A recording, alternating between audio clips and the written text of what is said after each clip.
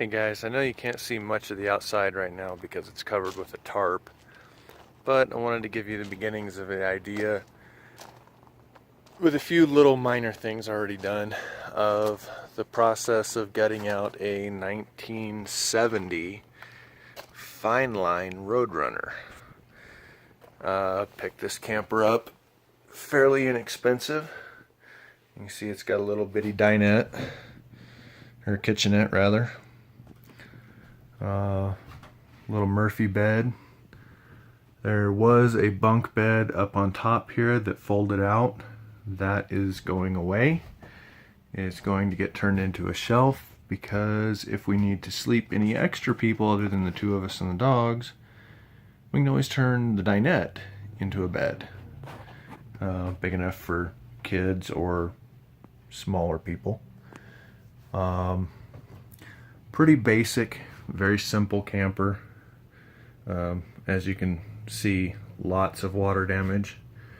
It's going to necessitate probably a full gutting and starting over from scratch. Obviously no bathroom, but there is the possibility that this cabinet may get turned, part of it, into storage for a small chemical toilet, just in case. No gray water tank in this trailer, no water pump. You can see a little propane lamp up there that I'm fairly certain works, but I'm not brave enough to try it. Vent to replace. Lots and lots of vintage 1970s paneling,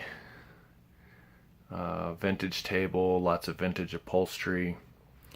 The people that owned it before me decided they didn't like the linoleum that was underneath what you see now, so they put fresh linoleum down. That's coming up. The old linoleum's coming up. The floor is getting rebuilt. There's a lot of water damage on the floor. A lot of water damage in the walls, the ceiling.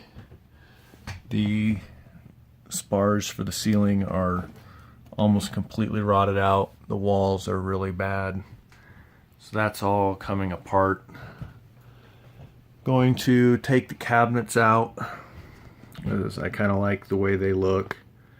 So I'm going to take them out, refinish them, and put them back where they were. Vintage 70s hot water furnace, no blower, so that's probably going to get modified with a blower. The refrigerator is going to have to be replaced. It doesn't work as far as we can tell. The stove works. It's a really cool little holiday stove, 3-burner.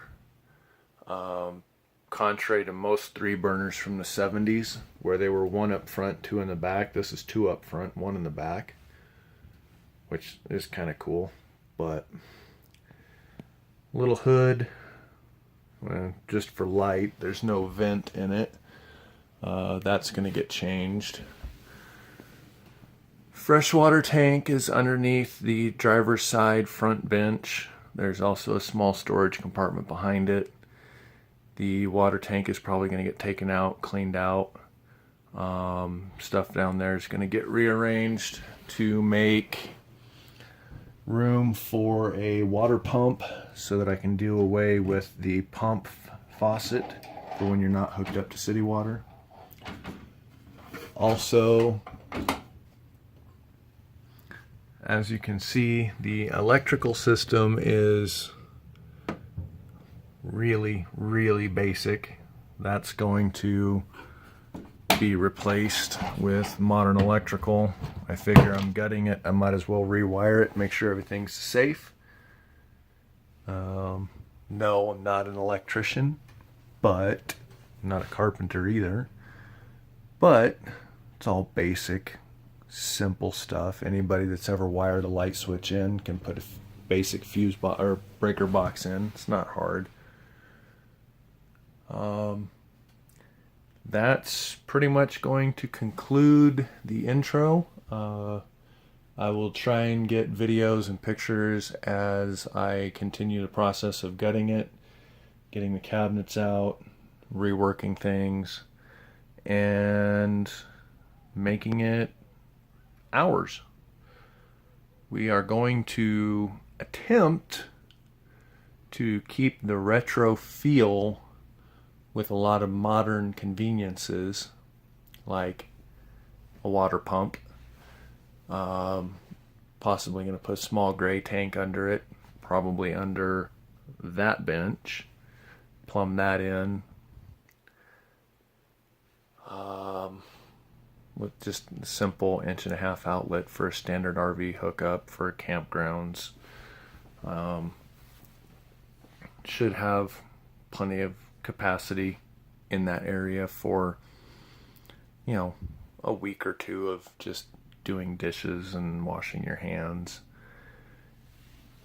Thinking about doing an outside shower, as clearly there's no place inside to do a shower. So, let me know what you think. We've got some really cool vintage looking 3D wood grain wallpaper picked out.